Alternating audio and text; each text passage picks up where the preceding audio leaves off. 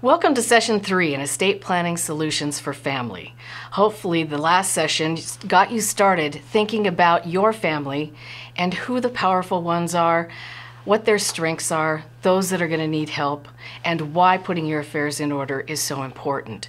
Today we're going to talk about your family dynamic and actually start putting your affairs in order. We're also going to start thinking about your legal agent and power of attorney.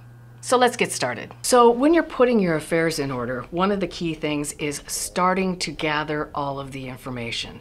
Where is everything? You got to think about the financial information that your attorney's going to need. You want to look at all of your different assets and personal information that you have. Now's the time to pause and print the handouts that we have for you here. Feel free to do that now, or maybe if you want to do it later, you can do that too. That's just fine. Let's get started. You know, as you move through these lists, if you have it, fine. If you don't have it, cross it off the list. And this is an incomplete list. There again, we're trying to hit the mark. We're trying to cause you to think through everything that you have so that you can put that where it needs to be so the right people have it at the right time. It's very important. So some of the things on the list that you're going to need are the names that you use to sign documents. Think of it as the name that you use to sign your check.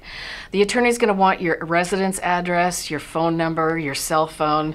You're going to need your email, your status, whether you're married, you're divorced, you're a widow. I'm going to stop here for a second and talk about the widow aspect.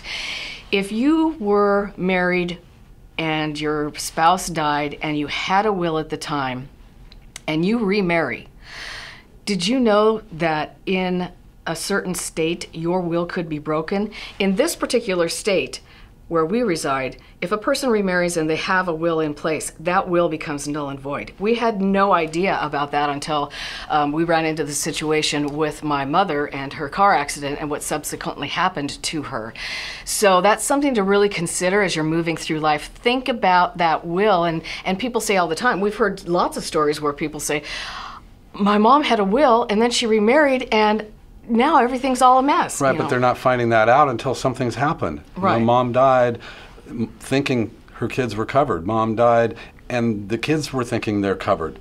And all of a sudden it's all out the window. And you can't put those worms back in the can. No, so keep that in mind. That's a major caveat there.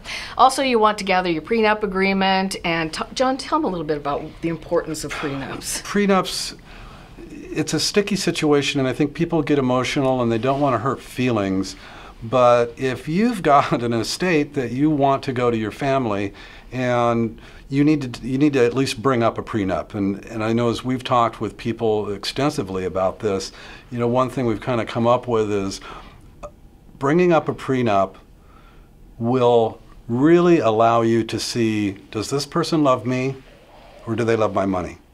It's really just that simple. And, you know, that may be a cold hard fact, but, you know, we're not pulling any punches here in these workshops. It's something you need to do because we see it all the time where there was no prenup, the person dies, and now it's that new mom, that new dad against the family, and it turns ugly. And you see it on the news all the time, usually with celebrities and those kinds of things that are going on. But it's one of those reach down and pull up your bootstraps and talk about a prenuptial agreement. Be sure you also have, of course, your Social Security number, your citizenship, Veterans ID number. They're going to want your occupation as well. And then they're also going to need the names of your children, their addresses and contact information, their dates of birth, and any children that you may have with a former relationship. So be sure you get that information together too. So this other income information, these are things that we really want you to make two different folders. One's going to be for your lawyer and one's going to be for your personal agent. So income information, get a copy of your last paycheck. That's going to work. Or something from your taxes saying how much you made over a year. Property information, real estate. There again, you can get, if you own your home, you can have the copy of your deed, or you can get a billing statement from your mortgage company. Promissory notes or loans, there again, somebody's sending you something that tells you what the status of that is. Make a copy, put that into your attorney file. Cash accounts, For those that do online banking, you know, when you go in, you can pull up that screen that shows all of your accounts and how much is in those accounts. Do a screenshot of that and print that out. Put that into your attorney file as well. Investments, stocks, everything. Take a picture of your last statement, put it into the file. Retirement accounts, same thing. Life insurance, annuities, business interests. And business interests can be interesting. It can be a little complex. What's your interest in the country, or the business? What's the value of the business that you have? Are there minutes that really establish that you are part of that company? Print those things off, put them in your estate attorney file, and then think through what else is there.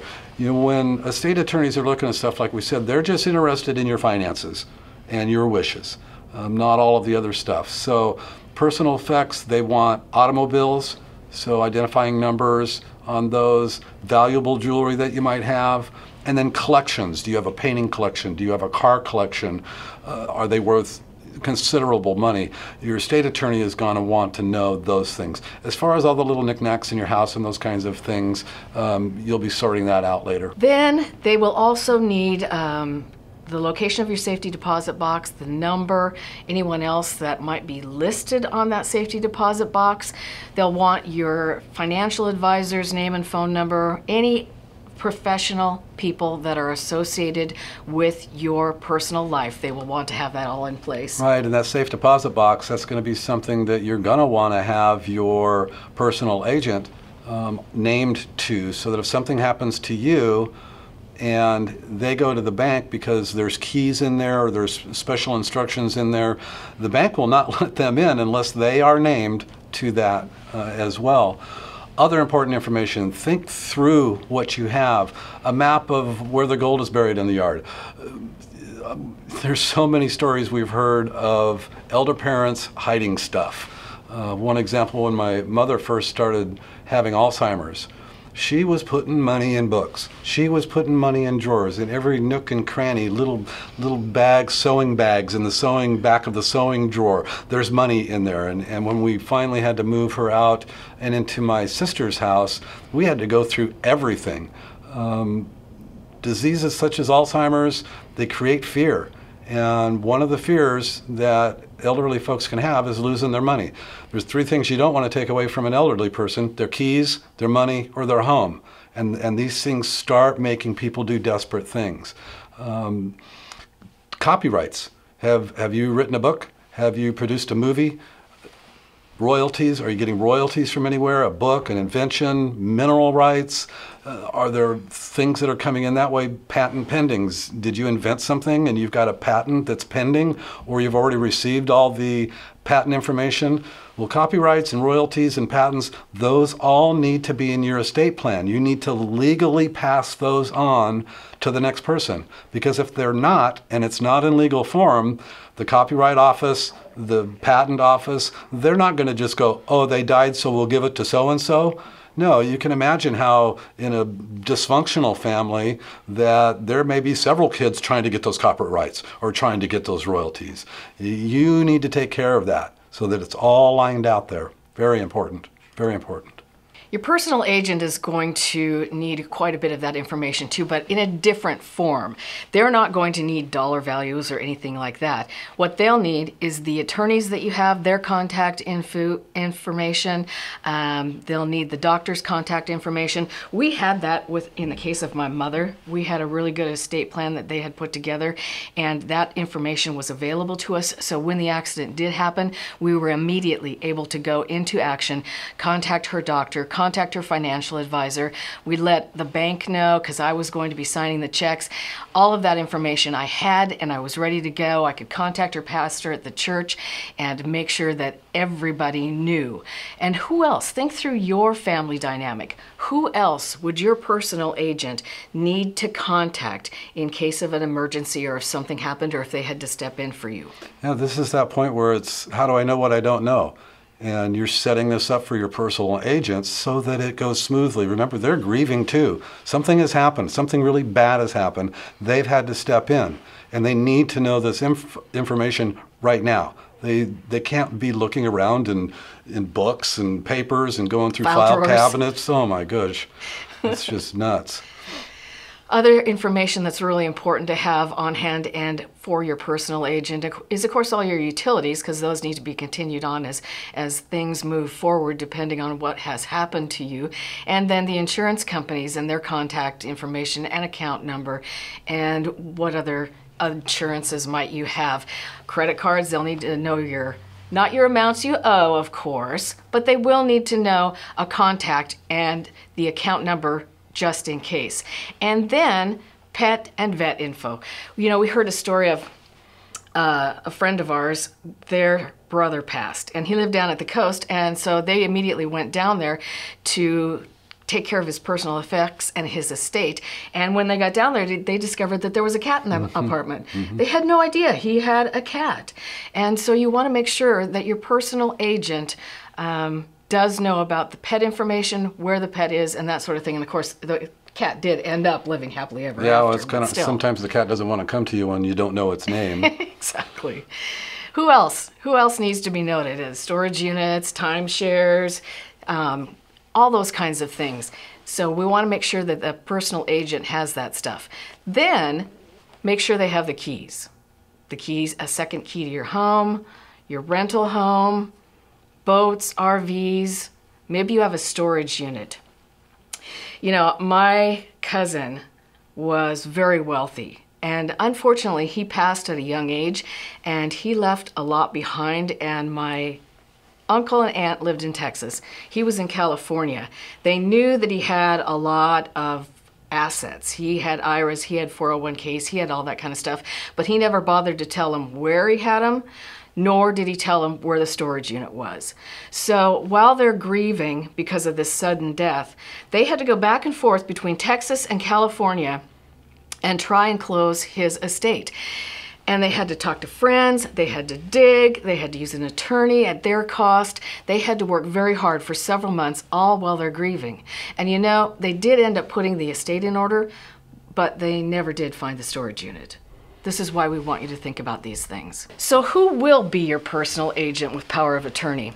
You want to look at your family dynamic. You know, we introduced that in session 2. Will it be your spouse? Maybe it's a parent or a sibling. Could be a friend of yours, or even your estate attorney. Right now, our estate attorney has our power of attorney, but it could be your adult children too. You know, I had my power of attorney for my mother. You really want to think about who is it that you're going to trust with the keys to your kingdom, because you know, a lot of these things are pretty personal, and you need to be able to have confidence in the person that you're going to choose. You also want to make sure that it's their choice as well. So this is a place where a lot of people get stuck, because you're picking someone. We can't get stuck on, oh, I favor this person over this person. It's who can get the job done. You may have a large estate with business interests and a lot of financial things that go on. You want to choose somebody that can handle the business end of stuff in a very savvy way, like you have to get to that point. So we can't get stuck here. We can't predict the future, but we can say, if something happened to me tomorrow, who would that be? Bam, that's who it is then. Make that choice. Ask them. We have to ask people if they want to do this, because when you look into it, some people might go, you know, I'm not willing to do that, or gosh, I would hate to be the one, or you're going to get that person that says, I would love to do that. I'm flattered that you would ask me. Let's talk about this. And you got to teach them what to do. There again, it's not every little piece. It's, if I go down, here are the things that are set up in my estate plan for you to do, and here's what I need to have you take care of.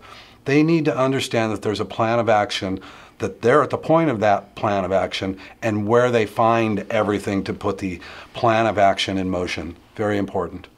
So you've got lots of homework to do now. Just take it piece by piece, get your 2 folders, start putting your information in each one as it needs, and start thinking about who you would like to be your personal agent. We look forward to having you joining us on the next session. Thank you so much.